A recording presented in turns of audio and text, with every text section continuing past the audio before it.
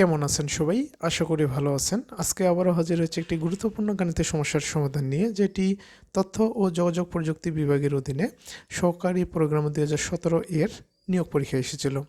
কি বলেছে যে যদি a equal to x such that x square equal to 9 এবং 2x ইকুয়াল টু 4 হয়, তবে a ইকুয়াল টু কত। এখানে চারটি অপশন দেওয়া রয়েছে, অর্থাৎ এখানে একটি সেট a দেওয়া রয়েছে আর এ সেটের উপাদানগুলো হবে এক্স এক্স আর এক্সের মান আমরা পাবো কিভাবে।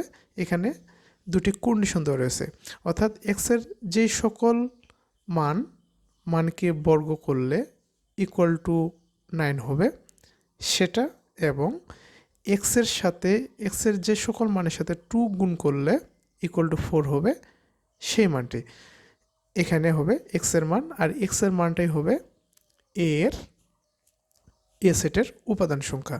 তো এখানে এক্সের মান কি হতে পারে, এখানে দেখেন এখানে একটি শর্ত দেওয়া রয়েছে এক্স স্কোয়ার ইকুয়াল টু 9, আরেকটা শর্ত দেওয়া রয়েছে 2x ইকুয়াল টু 4।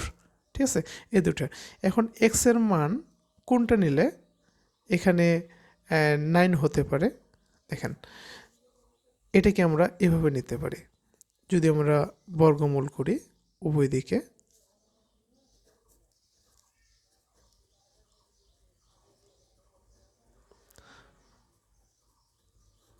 এখানে যদি আমরা বর্গমূল করি তাহলে এখান থেকে আমরা যেটা পাবো স্কোয়ার আর রুট কেটে যায়, সেটা থেকে এক্স, আর এখানে ভিতরে যেটা প্লাস মাইনাস 3 এর উপর স্কোয়ার, এটা করতে পারি। দেখেন প্লাস মাইনাস 3, অর্থাৎ এই প্লাস 3-র উপর স্কোয়ার করলেও 9, আবার মাইনাস 3-র উপর স্কোয়ার করলেও কী হয়, 9 হয়ে যায়, স্কোয়ার রুট কেটে যায়। তাহলে এখানে এক্সের মান যেটা আমরা পাচ্ছি সেটা হচ্ছে কি প্লাস মাইনাস 3।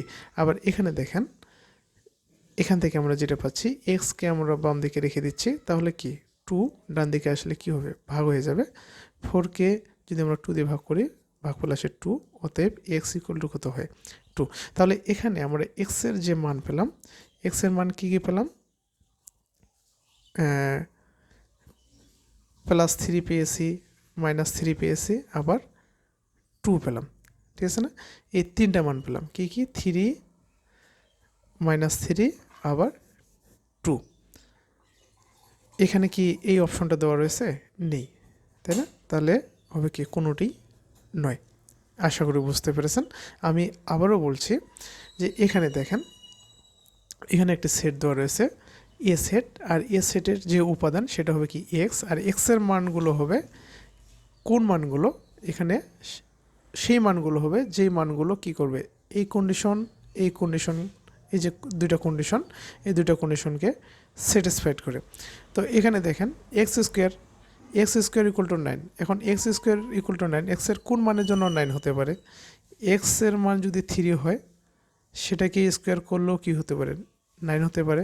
আবার এক্সের মান যদি মাইনাস 3 হয়, এই মাইনাস 3-র উপর স্কোয়ার করলেও কী হবে, এই যে মাইনাসে কি প্লাস হয়ে যায়, 3-র উপর স্কোয়ার মানে কি 9, তাই না? তার মানে এক্সের মান কি যখন প্লাস 3 হয় তখনও 9 হতে পারে, আবার যখন মাইনাস 3 হয় তখনও 9 হতে পারে। এই জন্য আমরা কাজ করলাম কি উভয় দিকে বর্গমূল নিলাম।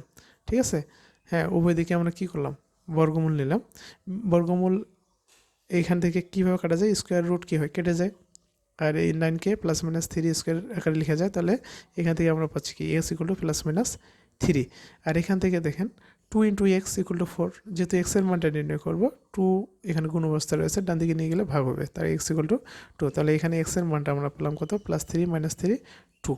যেহেতু এখানে কোনো অপশন নেই, প্লাস 3 মাইনাস 3 2 নেই, অতএব এখানে কি হবে, অ্যান্সারটা হবে ঘ। আশা করি বুঝতে পেরেছেন সবাই। বুঝতে না পারলে কমেন্টে জানাবেন, আমি আবারও বুঝিয়ে দেওয়ার চেষ্টা করবো। ধন্যবাদ সবাইকে, ভালো থাকবেন সবাই, আবার দেখা হবে পরবর্তী ক্লাসে। ততক্ষণ ভালো থাকবেন সবাই।